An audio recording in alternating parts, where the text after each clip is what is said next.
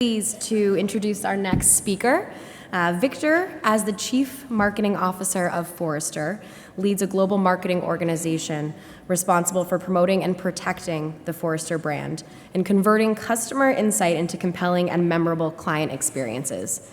Responsibilities include running analytics for the company, running their CX program, and driving revenue, all for the purpose of driving a customer-obsessed business. So it's my pleasure. Let's give a warm inbound welcome to Mr. Victor Milligan. Good afternoon. So what I'm going to try to do today is I'm going to recall some moments from my past and then sort of bring us forward to today. So I spent many years consulting to CMOs and through different transitions, and transition to it's a buyer's market, a transition to hey, your firm should build solutions, you should understand your customers. So this is, whether this was in the 90s or 2000, what have you. And there was a very predictable response from the CMO and marketing and often the product of the company at large, which was all of a sudden you'd see a whole bunch of collateral going out saying, hey, we're a solutions company. And there would be more collateral, hey, we're a solutions company. And the more collateral that came out and the more taglines and posters on the wall, the more you realize that they weren't doing the hard work to change their company. And so what I'm going to argue today is that there is hard work to do, and the CMO's role is different today than it's ever been.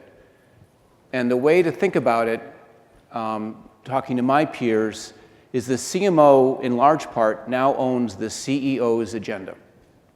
We are charged with making sure that our company is customer obsessed from a strategic and, more importantly, from an operational standpoint.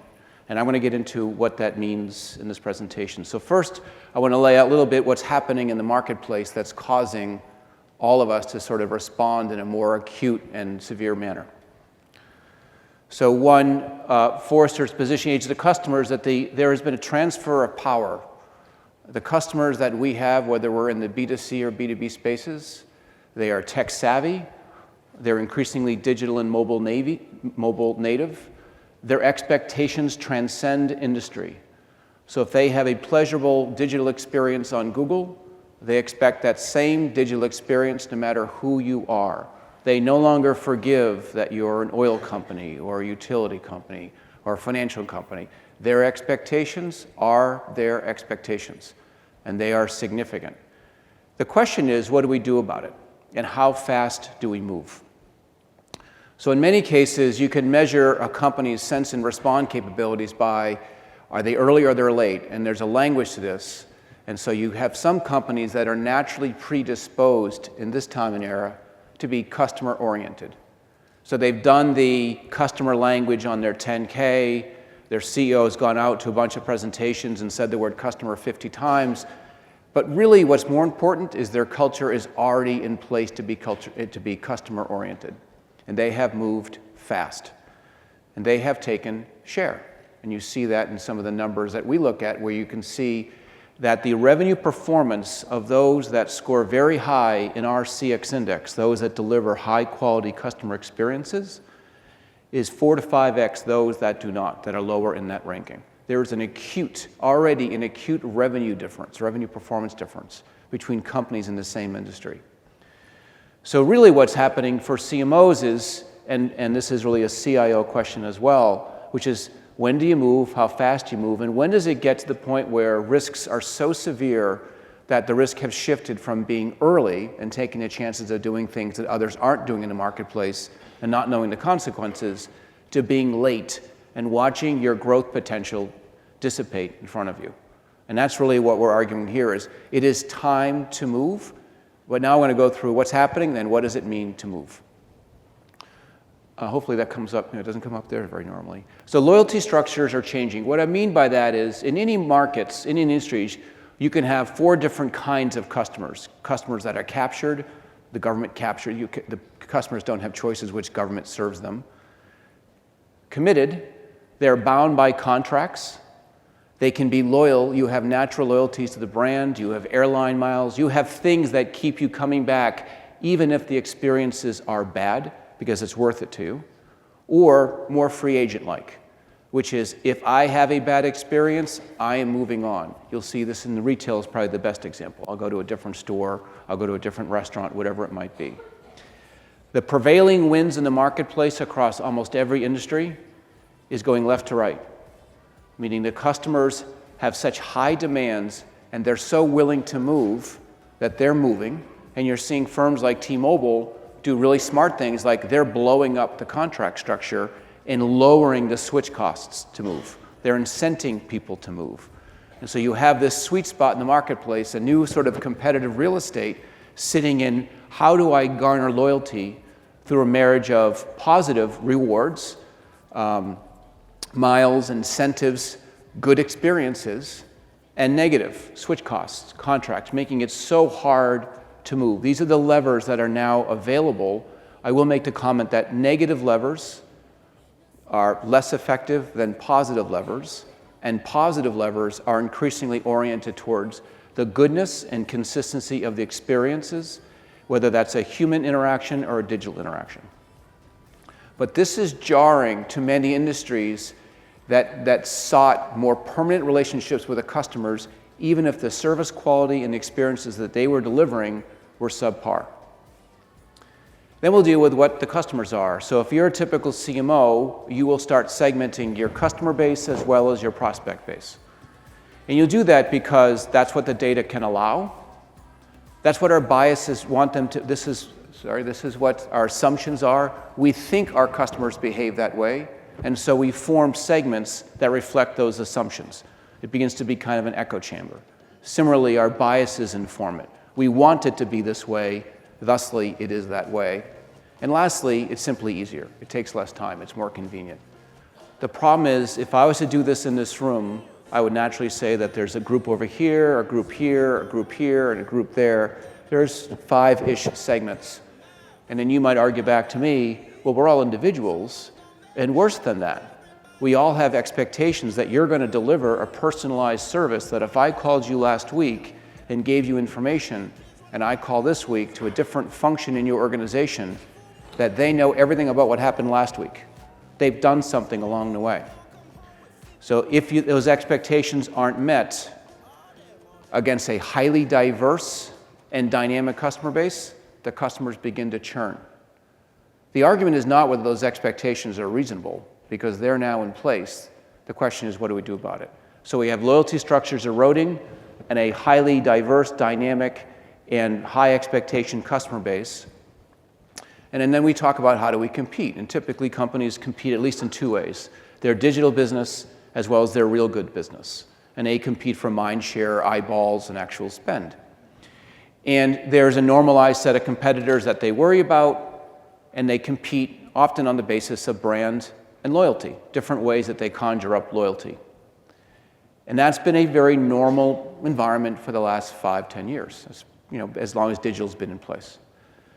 The challenge is you have a new digital war out there formed by aggregators. And these are people that will build highly personalized, experience-rich web environments that really deliver that personalized service, and they aggregate the other firms underneath it. You see this in the financial sector, you see this in telecom with the over-the-top guys, you see this in media all the time, those that aggregate. And the better word is disintermediate. They take away the loyalty and affinity that the firm has, that you might have with your customers, and they do that very rapidly, they do that very easily, they do it on the cheap. They could have 10 developers, and you start to see this erosion take place. That's a new competitive battleground that's underway right now. You can think of it as the developer's gone wild, building up websites, providing highly personalized services until they then get disrupted, and then someone else aggregates them. This warfare is going on. The way to confront that is to get the customers to participate with you. So some participation is fairly well known. Earned media is a logical participation. I'm going to get my customers so excited about my brand, about what I'm doing, about my campaign, that they're going to participate through the vehicle of earned media.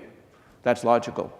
One of the new trends starting in the auto industry, when you actually can design your own car and with the onset of 3D printing, which is, now you can imagine in 5 years at the personalized individual level, someone going in there and actually designing a product using 3D printing as a basic design construct with the expectation that that product is individualized to them at such the level that they are actually designing the real goods business on the fly. That is where we're heading, in a new competitive frontier where the way that you garner affinity and sustained, powerful affinity that connects both the experience and the emotion and the spend is in greater part through participation. So I want to combine these pieces together. The pressures aren't just because one thing is happening. The pressure is because they're all happening at the same time. And we're early in this process. We're starting to see some of the impact and consequences. The additive effect of eroding loyalties, diverse and dynamic customers, and disruptors are fundamentally changing the agenda sitting on the CMO's table. They now not only have to alter their messaging, their brand, those types of things, they have to take charge of CX. They have to bring analytics to a fundamentally different level. They often have to influence the nature of products and innovation cycles within the firm to match this pressure that's taking place in the marketplace. And one thing that I've noticed, so I joined Forrester in December of last year, and I have the privilege of spending a lot of time with other CMOs. And the first 45 CMOs I met, this is across the world, different industries, different size companies, of the 45 of them were transforming their own organization, fundamentally overhauling the way marketing worked, the way marketing is, and how it participated. Because they got a sense that winning or losing is now based upon speed and value. How fast, how well. And they needed to get that work done before they could start influence the nature of the organization. Which brings me to what is the CMO's agenda going forward for the next 12 months. First, I want to make a distinction between what customers see and what they experience, and what we actually do to deliver that. So if you think of a duck, this is not a bad analogy for the next 12 months. A duck above the waterline looks graceful and peaceful, and below the waterline is working like hell. That's what a lot of organizations are going to look like, because they have to, in an arena where the customers can shift fast, have low tolerance for bad, and have expectations that their experiences are consistent, whether it's a human experience, digital or otherwise, is that duck always has to look good above the waterline. So what is actually in place? One, the strategic positioning of the firm must be in place so that all the partners in ecosystem and essentially their brand really emphasizes that they're heading towards a customer-obsessed space, that the customer has taken charge. And we've already seen this already taking place. If you look at companies' 10K or their speeches, whatever happens, you'll see the word customer constantly. They've altered their brand and made certain suggestions in their brand promise. And they've started focusing on customer experiences or CX. And I make the observation that the challenge with this relationship is that the brand promise customers take seriously. And it tells them the nature of the experiences that should happen.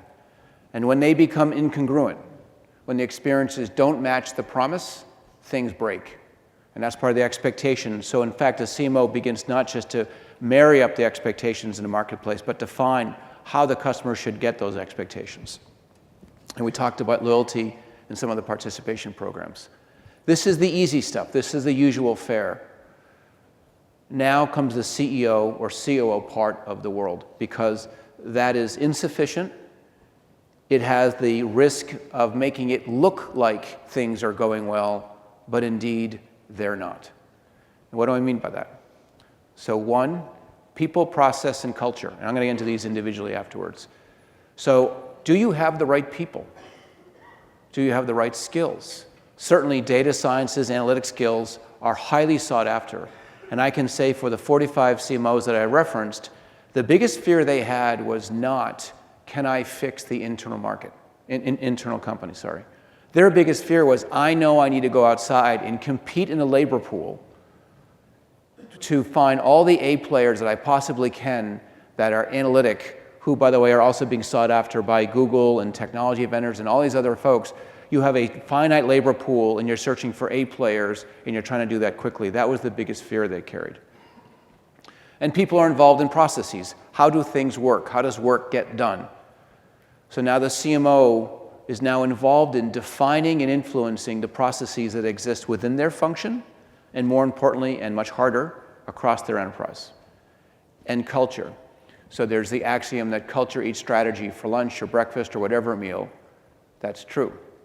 So if you ever go into a meeting and hear the word customer, customer, customer, and you sort of go, we're almost working too hard, you can tell it's not the instinct of the company. The company's struggling. The priority is efficiency or P&L or keeping the business unit heads happy, whatever. It's not customer focused. This is a behavior, a set of norms, a set of instincts. Of all the things I will mention today, and I'll circle back on it, this by far takes the longest, is the hardest, and something I would suggest people get underway with now. And the basic premise, people are nuts, and they hate change. They hate to change their mindset and behavior. It is much easier to change your digital environment than to change people at their core. Then you take advantage of analytics. We talked about the individualistic aspect of customers and their expectations. You now need an extremely rigorous and deep level analytics to understand what they're doing, how are they experiencing you, how do we make those changes, how do we know what we're changing is working. The technologies that are delivering those experiences and just sort of delivering the value of the company. More and more companies are becoming themselves technology companies, whether that be the financial sector, whether that be utility, energy, retail, whatever it might be. More and more companies themselves are technology companies. The way you look at investment management, which is you can do all this stuff, but it has to, at some point in time, hit the budget process. So whereas marketing typically scores 3% of revenue as a benchmark, that's the funding, we're going to move more money. We got to start doing more things. It costs a lot of money to do this type of work. There's investments that are there, and I can't sort of mess up my margins while I make this transition. So this is a marriage of both optimization as well as investment. And we'll get into this in a sec. And what I really mean is you're fundamentally changing the operating model. So we, Forrester, believe that there's such a thing called a customer-obsessed operating model, which is really changes people, process, culture, the analytics, the technologies, the way you make decisions, governance, investment. All those pieces come together to fundamentally alter the nature of the companies you're in.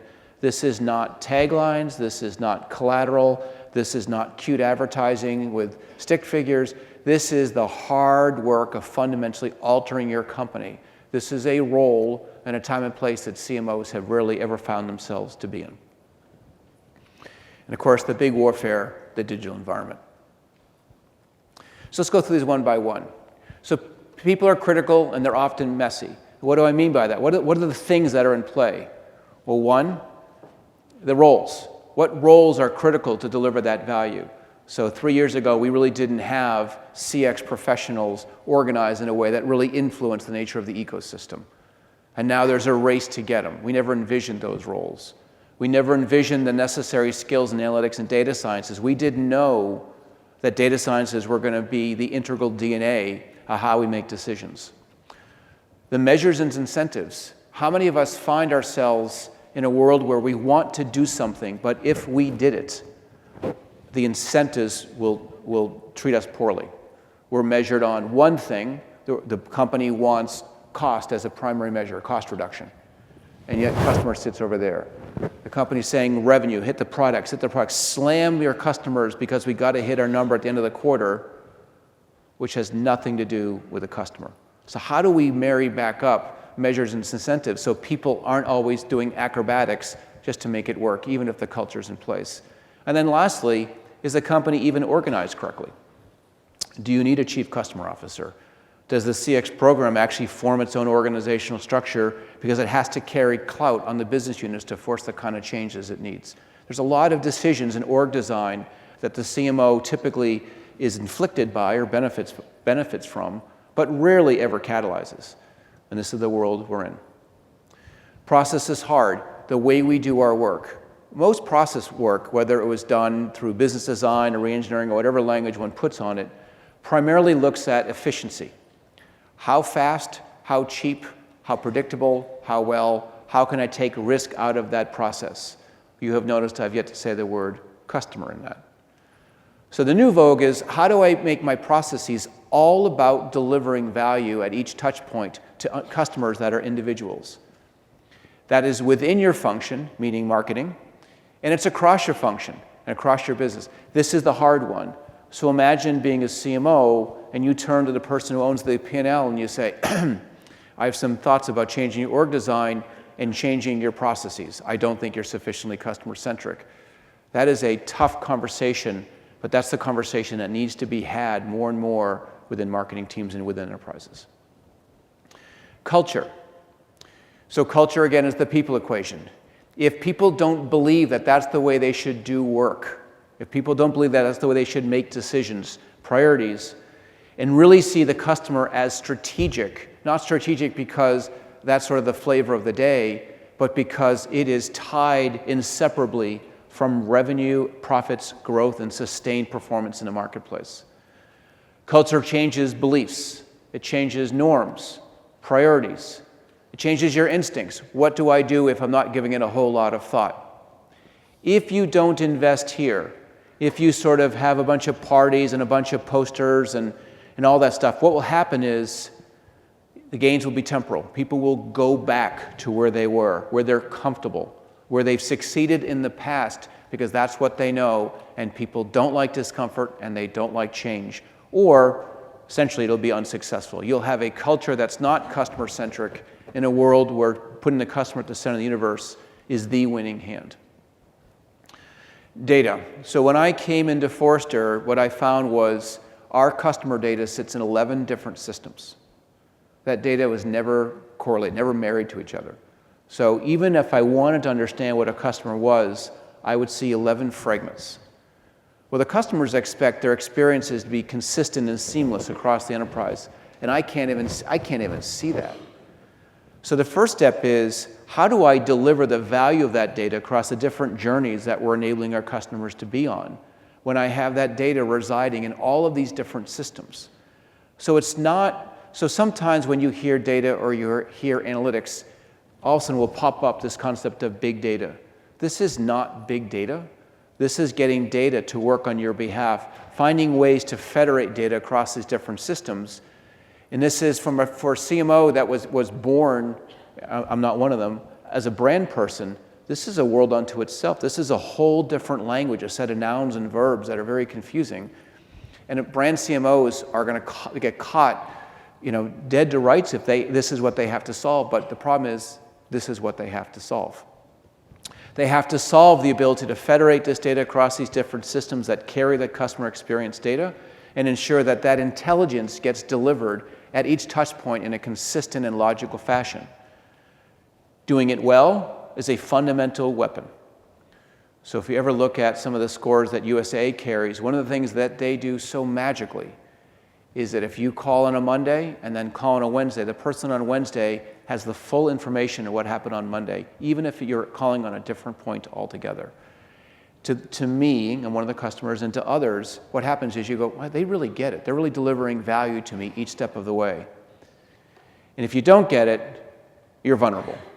And I say all of this because some of you are participating in it from an advertising standpoint. So the use of data is critical for targeting or negative targeting or whatever you're doing.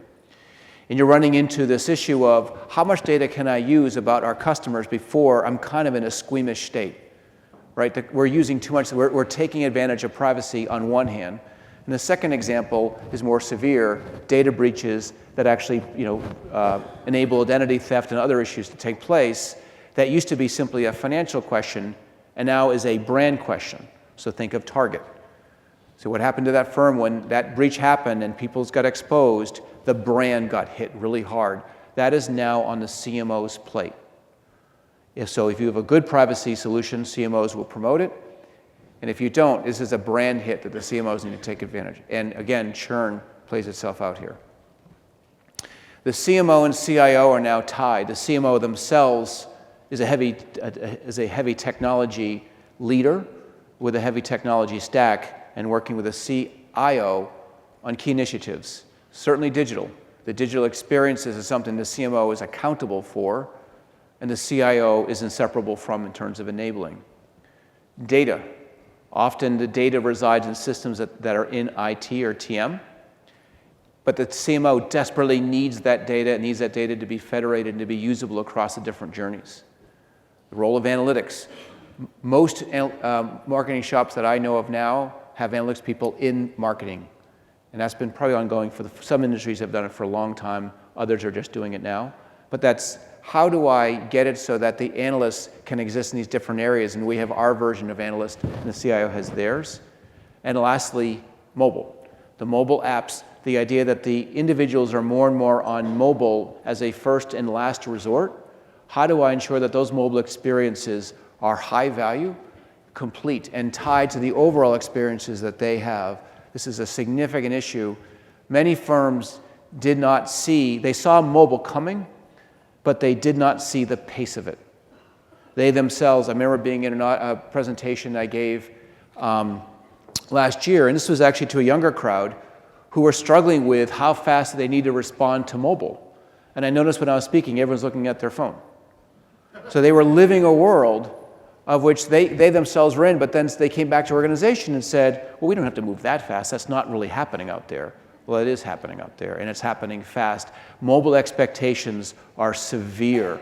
I mean, even, one of the things I learned along the way was the game developers that have put together these rich and sometimes ridiculous games have set expectations for graphics and use and workflow and other types of things that others have to emulate. Again, customers don't care that that's a game developer doing a simple thing, or that's Fidelity or Citizens Bank. They don't care.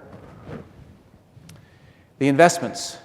So there's an ongoing and continued effort to take IT and create optimization from it, because what you're going to need to do is you need to fund a business technology strategy that I just described with the CIO. That requires real money, real funds coming in from sources within the firm, and then marketing and strategy, some of the programs of participation and CX and others that have to get done.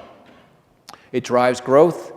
These are the key participation programs and loyalty programs that need to be placed against people, not segments, the use of data, digital, analytics. And this is a point. So CMOs are used to working in a matter of months, CIOs, years. Customers don't see those time frames. They think of things in days, weeks, hours. We are completely off the mark with our timing. The time to innovation is extremely rapid.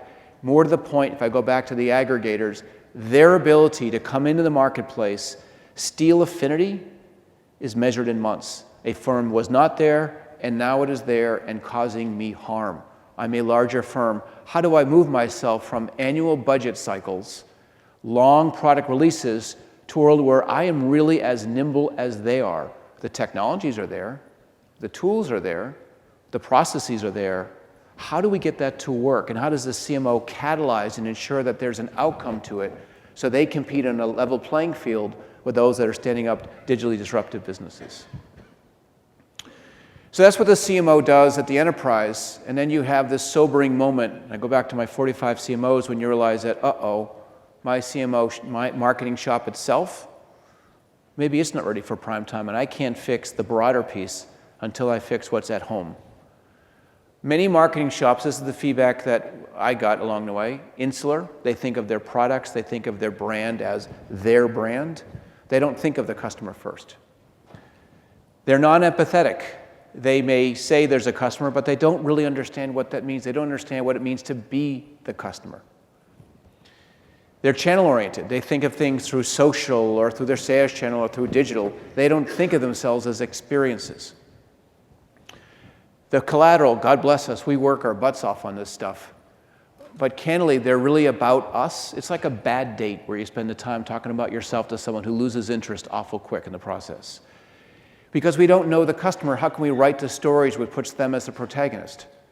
How do we know what they care about? How do we depict that in short, snackable entities, because people's attention span are equivalent to that of a gnat at this point in time?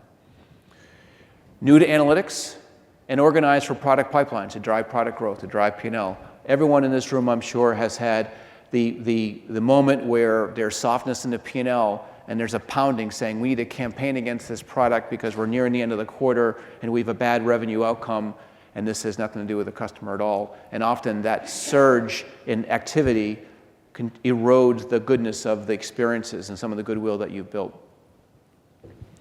So that's the agenda for the CMO and CIO. It's an incredibly different competitive game. And this is not temporal. This is not today and next week something else may be here. This is a long business cycle. We're the early innings. This is just underway. And I rolled out a scenario where above the line, there's fierce competition with acute expectations. Maybe they're unreasonable, maybe they're not, but they're there and they're getting worse or they're getting harder. And below the line is new work for the CMO, new work for marketing, and it's really hard work. It's different work and it's hard work. This disharmony, this sense that what's happening external to my organization is different than what I'm capable internal, that's the big noise in the marketplace. How do I get that back into harmony? How do I get it so that what is above the line, the duck on top of the water, is similar to what's below the line, that the processes are there, that the processes across the business work as one, driven by people who are born into our culture, fueled by analytics, and sort of fueled by the common desire to deliver experiences because they know that being customer obsessed, delivering those experiences every single day is the recipe for winning in the marketplace. So that's the brave new world we're in, and I wish everyone, and myself I might add, a whole lot of luck out there. And with it, I'll be happy to take questions.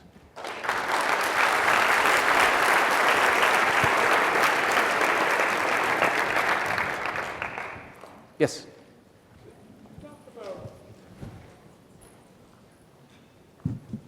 So you talked about, I know that feeling. almost, you talked about the world of CMO changing, at the same time the world of CIO under a lot of pressure also. Yep. Do you see any organizations where CMOs are taking over the CIO world, or how is that getting? I've heard the chief customer officer or chief commercial officer, some different acronyms, tries to blend the CMO and CIO's role. Chief data officers is another example of that, where you try to elevate a certain piece into the executive because you need that clout.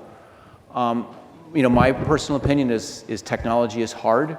I personally am a more technology-oriented brand. I'm not equipped to really handle the complexities of keeping all the systems together in one place. I don't think the CIO is going away. I think what's in front of the CIO is, can they take that position where they're helping to drive that business technology strategy into the organization so that they don't get pushed down the organization just as a matter of that they're just sort of the plumber. But I think different companies will handle it different ways based upon whether they think their existing leaders can take on that role, whether they're structured that way, that type of thing. Over here. Hi. Yeah. Can you speak a little bit about feedback systems, specifically quantitative versus qualitative feedback from customers? Quantitative might be NPS, Yep. Qualitative might be, interviews, customer interviews, surveys, things like that. Yeah, I think increasingly we're dealing with a portfolio of that kind of environment. I don't think there's one that wins. So from our perspective, NPS will continue to be important, CSAT will continue to be important. Qualitative information creates the color commentary you need, but quantitative gives you the trending and patterns that allow you to really understand how big is the problem.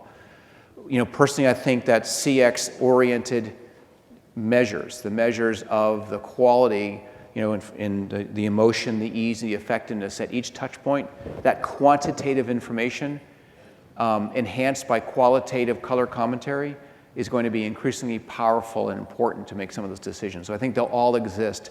I know from my standpoint, I'm more and more thinking of it as a portfolio of kind of inputs where I have to understand what they all mean and what they're telling me. Are you seeing any innovations on either side that you think is going to be the next big thing when it comes to CX? I'm not sure how innovative it is. It's hard, which is there's the external version. So we do external, we do surveys of customers for brands, and that produces a powerful outside voice of the customer to inform them of the quality of their experiences. But some of that data also resides internally. So if you think of it from a standpoint of level, tier 1 to tier 4 support, and look at the measures at the operation level, you will see how your customers flow through support. That information and this information actually relate to each other. How I find those relationships will tell me a lot about two things. One is how happy they are and what do I do? And then specifically, how do I fix this operation so that it is both efficient and customer-centric in its orientation? Thank you. Hi. Hi. So you talked early on about participation with the brand. Yep. How do your findings vary across B2B, like services companies versus product companies? I don't know offhand. It's a great question. I don't know the answer to that question. Okay. My guess is product companies have a more logical path to it, but I would have to look at that. I mean, I say that because I think the idea of designing the product with customers and having that come out as a tangible entity is such a powerful tool in the marketplace, and we're already seeing some of the reflection of that in some of the automotive and media, where you can design your own media environment for the car, and how that creates a sort of a personalized. There happens to be 4 wheels and a steering wheel surrounding my media living room that I like to live in, kind of thing. Right. So I work for an IT services company. Yep. And I think it's a lot harder to get that customer loyalty, the ambassadorship, the participation. Yep. But I think it's a good challenge, so I'd be curious to see what what data you have or ideas. Send me an email and I'll see if I can find that out. Okay. Hi. Hi there. I wanted to ask, from the different CMOs you've talked to, are there any particular companies and CMOs that are handling this transition well? Oh, I wouldn't call it a company. I'll talk about the nature of the CMO versus the company. I think those that think of themselves as business people first, not brand people first, tend to do well because they understand that their remit is larger and bigger. They tend to carry more clout into the business. If they're more revenue oriented naturally, there's a certain relationship they can carry with the business unit heads that they can't if they're relegated to you're a brand person. I think it doesn't matter if you're new to the organization, older. I do think that your individual ability to make everyone recognize that this is a CEO's agenda, and in many cases a board agenda, and elevate that up is one, if I was to look at one critical success factor, or one thing that separated out the people and what they were doing with others, is the extent to which the CEO has embraced and engaged this as a strategic imperative, not as a tagline. Okay, thank you. Hi, my question is geared towards the actual core stack of a company. So we've got HubSpot for marketing, Salesforce for selling, Zendesk for support, et cetera, et cetera, et cetera. Are you starting to see a kind of predominant stack when it comes to offering the customer this experience that I think we're all chasing here? I mean, I have so many options when it comes to picking which system I want. I don't know if you've seen like a consistency when it comes to a great, CRM stack. No, I have not. I can speak from my own experiences. When I came to Forrester, I got a list of my own technologies that was 47 lines long. You own these things. And of them, I asked a simple question: which ones are like work? And then the list got shorter, which was nice. Which different contract structures, many systems doing the same things, systems now coming upon each other, social systems that are now different, different analytics systems underneath it, the whole bit. I see a whole lot of movement here because I think logically companies know that there's a lot of money to be had, and they're trying to fight for that stack. I'm not seeing any trending per se. Thank you. Hi. What are some of the ways that you found companies that have been typically internally focused to prepare for the raw, sometimes hard to hear feedback they get from their customers, in many cases negative? That makes them actually question some of everything that's been done up to that point, from a priority standpoint, from a product development standpoint. Right. So I lived an experience as a consultant where they had essentially a board of clients. The board of clients happened to be in the room at the time, and the board of clients came in and they said, we really don't like these product sets. They don't make sense to us. And that was part of their message. And they left the room, and the executive team stayed there. And one of the executives said, "Isn't it great they love our products?" And they're like, "Oh God, you didn't even hear the damn thing." I go to does the CEO sets the tone. Does the CEO really get involved in altering the culture, the incentives, who the leaders are? Those three things typically need to happen first. So if you think of how devices became more software-centric, which we all know that now, but back then, mobile phones are mobile phones. And some companies put a technocrat, a person who knew hardware to lead that business, not software. So the next person who takes leadership of these things has to sort of carry a certain DNA to them. So I think you'll see a lot of change out of people, especially if they're entrenched, as I think maybe you're describing it. I think there has to be culture because it has to become normal for everyone to operate a certain way. And I really do think that the incentives and reward systems, it can't run counter to it because people, they chase money, they chase their careers. So those are the three things that come to mind, at least I've seen as, if they're not there, you're in trouble. Hi. Hi. This was really powerful. I really appreciate it. What if your CEO doesn't get this? If I own the customer agenda, if I own all of this and I do see this, what if the CEO doesn't?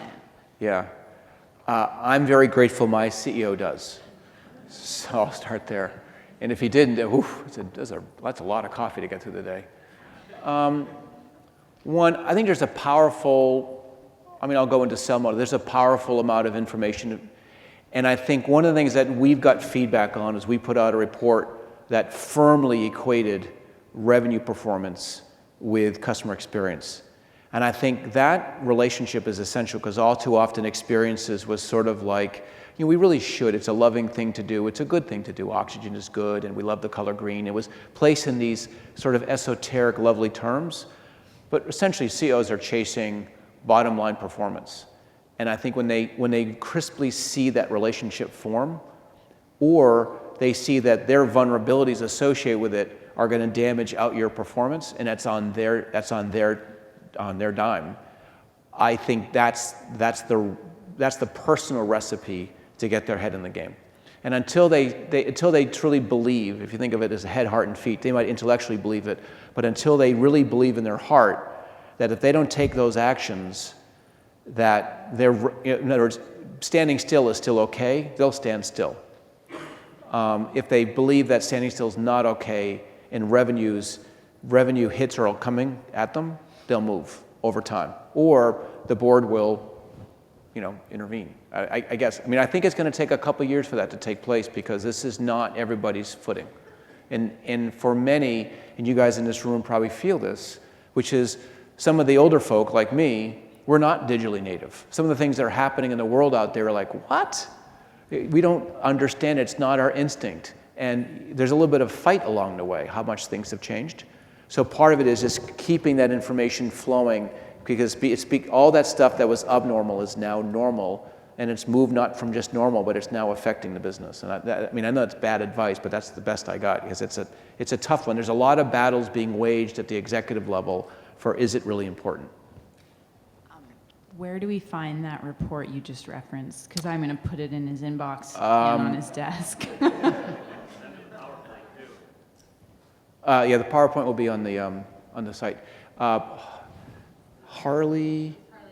Manning. I forget the name of the report.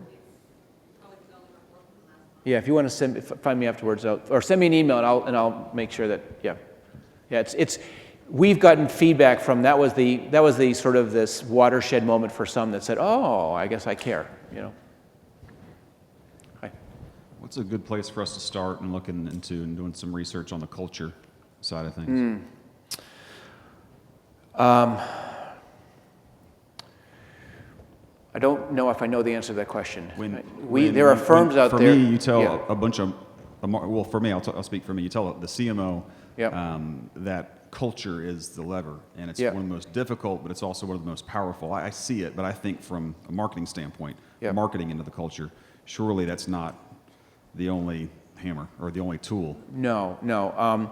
There are a set of firms out there that specialize in culture, and they're increasingly putting out really powerful, useful IP about what it really means. What are the frameworks, the tools, or the different ways of thinking of culture, both within marketing, but it's often mostly at a firm level. I know I look at that stuff. We, Forrester, don't do that work per se. We do parts of that. But some of the IP out there is really powerful. I think, I know we do research on it which if you want to send me, I'll give you that link to it. But that piece of how do you really move people, back to her question, at the executive level, because it's not just good to do, but it's necessary to do. I would encourage you to go look at that. And then, well, if you want to send me something, I'll see what, I know we've hit on it as it relates to the customer-obsessed operating model and what we really mean by that, but that's not the larger piece of really altering the culture of the firm. Okay. All right, thank you.